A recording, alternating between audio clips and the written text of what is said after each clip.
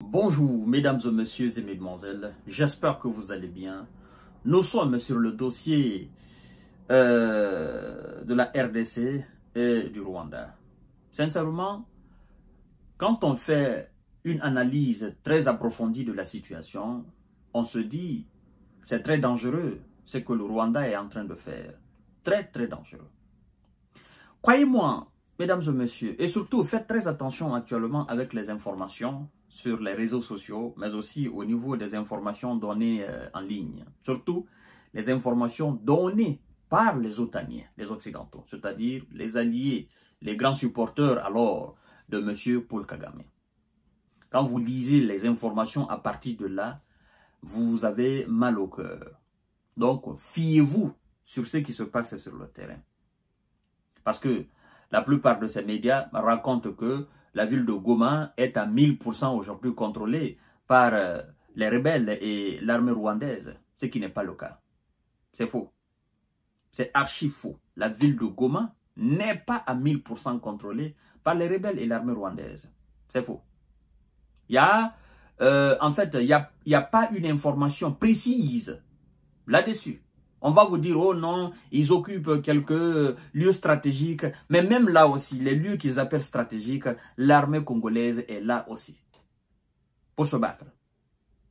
Donc, moi je dis tout simplement, aujourd'hui, si le monde ne se lève pas pour mettre fin à la situation, quand l'armée congolaise va décider, je dis bien, va décider d'en finir une fois pour toutes avec cette question, je crois que le Rwanda deviendra une province de la RDC.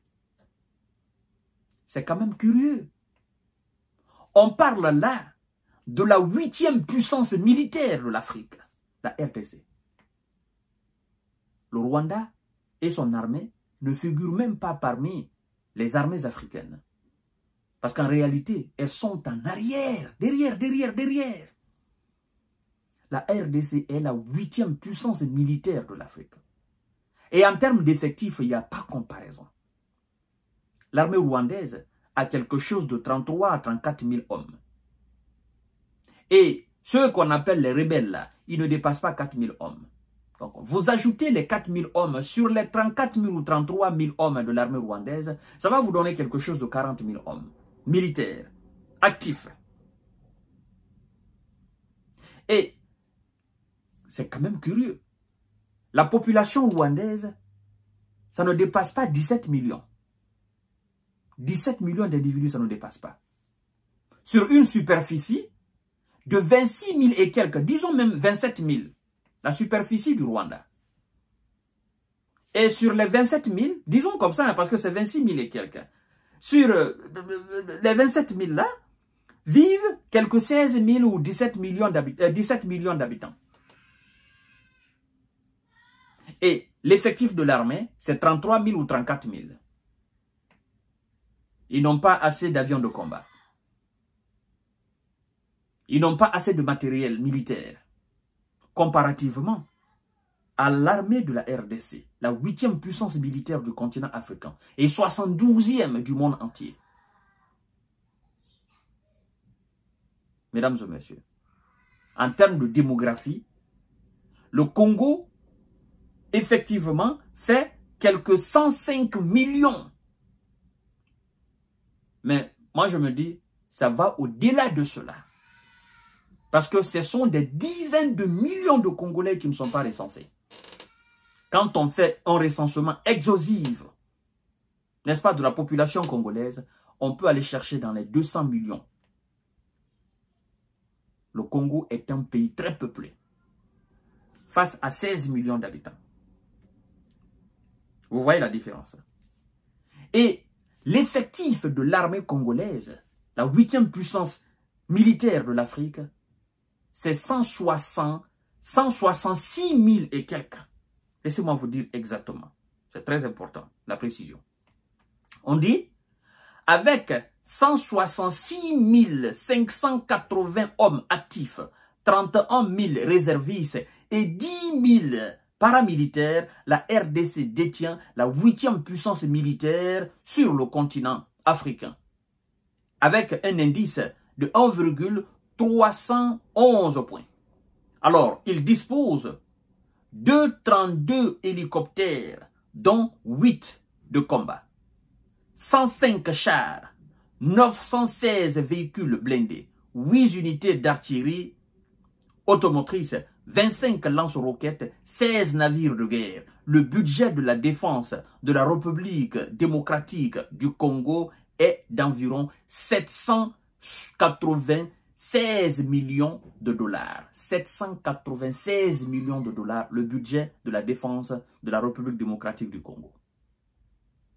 Mesdames, messieurs et mesdemoiselles, arrêtez. La population rwandaise, d'abord, la superficie du Congo, c'est 2 345 000 km². 2 millions. Et la population, c'est estimé à 102 300 habitants. Mais ça va largement au-delà de ça aujourd'hui. Je parle du Congo. Ça, c'est la démographie. C'est-à-dire, la démographie, c'est le nombre d'individus au Congo. Et le budget alloué à la défense rwandaise, c'est quelque 120 millions de dollars. 120 millions de dollars. Comparativement à 796 millions de dollars. La différence, elle est énormissime.